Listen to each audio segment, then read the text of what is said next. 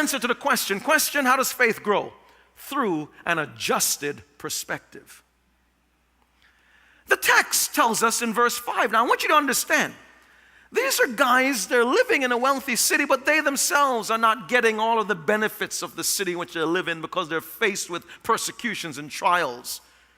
And we know it has a financial impact to it because chapter 3, verse 8 tells us that when Paul was even there, he said, look, we work night and day laboring and toiling so that we would not be a burden to any of you.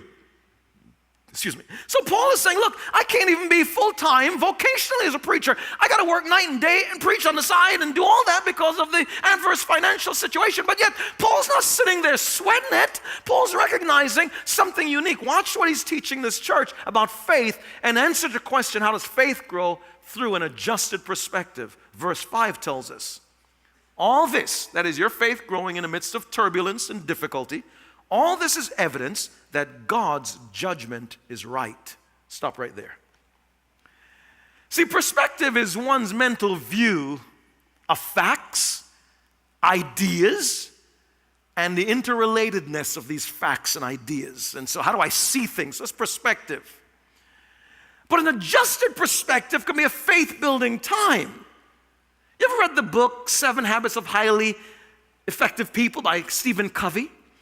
He opens up one of the chapters by saying, here's a guy, he gets on the subway and he sits down with his newspaper in his hand, opens it up just to relax for a few minutes before his stop comes, and he's reading. Next stop, a guy comes on the train with his kids, and the kids are rambunctious, running up and down the car, hitting people's books and newspapers and creating all kinds of disturbance. And the man, he had enough. He leaned over to the father and said, sir, could you please calm your kids down?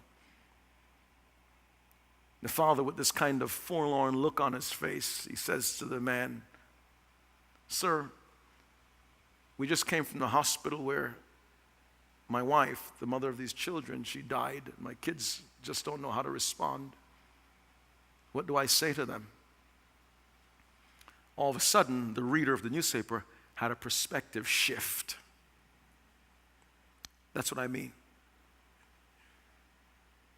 And so here, Paul says, the perspective shift now, that this is a foundation to growing our faith. All this is evidence that God's judgment is right. And so what do I mean by perspective shift or an adjustment in your perspective? It means that these men and women at Thessalonica, they accepted God's present judgment. They realized, wait a second, we've done everything we could do. We prayed, we fasted, we sought wisdom, we've gotten counseling, we're using our faith. And so our faith now is growing because we have surrendered ourselves to God's present judgment. That means God knows all about your situation.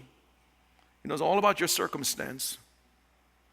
Could it be in His infinite wisdom He planted you where you are?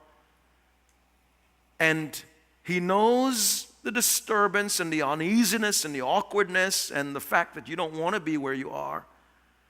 But could it be that He wants to teach you how to get victory by being able to say, God, I submit myself to your present judgment.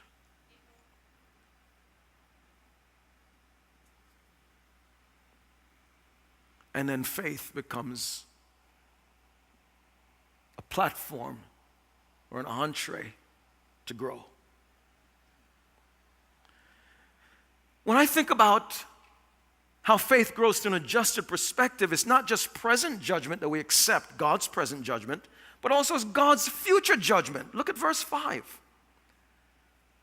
Paul continues, all this is evidence, that is the persecution that you're going through, but yet your faith is growing in the midst of it. All this is evidence that God's judgment is right, present judgment. And as a result, you will be counted worthy of the kingdom of God for which you're suffering. Future judgment.